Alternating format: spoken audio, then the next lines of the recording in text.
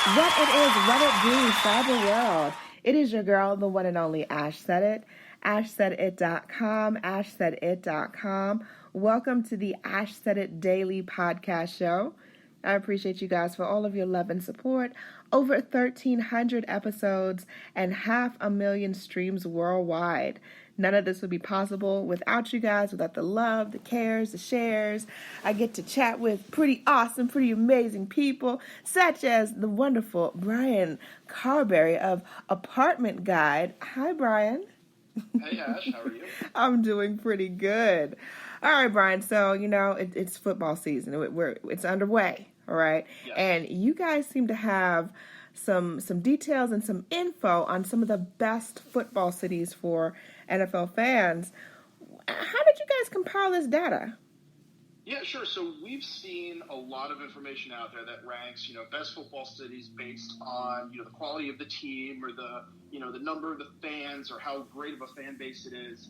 But we didn't see a lot of stuff out there that really showed the best places to live, especially for people who might be renting, who might be in the city for, 2-3 years tops before they move somewhere else. Mm-hmm. So we really kind of went out, found a couple different data points, compiled them all together, weighted them in various ways, and came up with our list of, the best football cities to live in based on all the NFL cities out there. Okay. So tell us a little bit about some of your finds.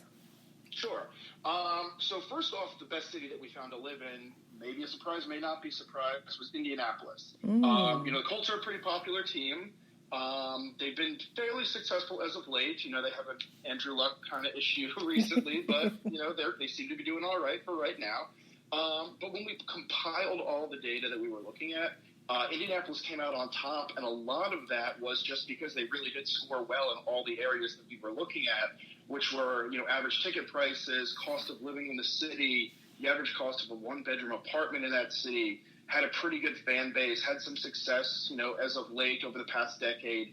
They have some Super Bowl victories. So that really, when you compile it all together, Indianapolis came out on top. Okay, cool. Now, I'm not going to lie to you, Brian. I'm an AT alien, and the Falcons, yes, they still have my heart. I love me some ATL Falcons. Where did Atlanta fall anywhere on the list? I've got some news that's going to disappoint you. 3 out of the 4 NFC South teams were in the top 10, but Atlanta wasn't one of them. Atlanta was down at 16th. And a lot of that has to do with, Atlanta is getting a little bit more pricey. Yeah. It's not as bad as up north, but for a southern city, it costs more to live in Atlanta on average than it does a place like Charlotte or New Orleans or Tampa. I mean, sure, there might be some neighborhoods or apartments in these cities that are pricey, but as a general overall look, city by city, Atlanta's more expensive, and that kind of bumped it down. Plus, Atlanta kind of lost a little points because they don't have a Super Bowl victory and the other teams do. I mean, that's another factor that we look at. I mean, I live in Atlanta too. I have Falcons tickets, it pains me to say, but that's kind of how it turned out. Yeah, I kind of expected that. It is what it is, as they say. So, what was another high-ranking city on the list?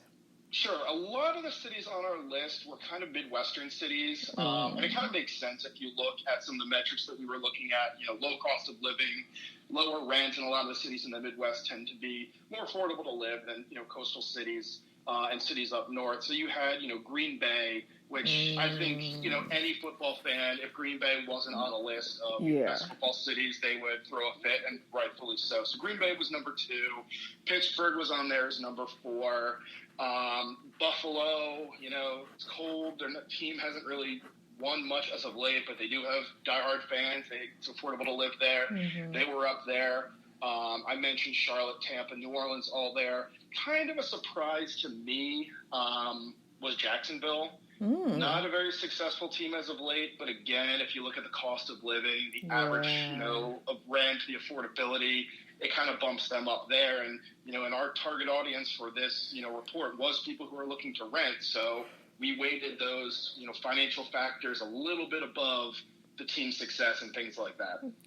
Gotcha. Okay, so, all right, so we know that the Colts, they were all toward the top of the list as one of the most desirable cities. So who was the least desirable city? So the least desirable, and again, a lot of this has to do with cost of living and, rent and whatnot, was Los Angeles. And specifically for the Chargers. Yeah.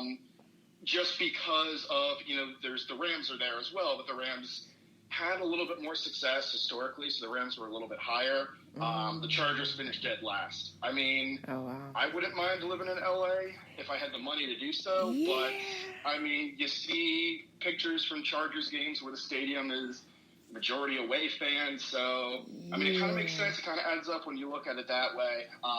Also like San Francisco, Washington D.C., the New York teams, all towards the bottom. It really has to do a lot with that cost of living. Gotcha. Makes sense. Makes perfect sense.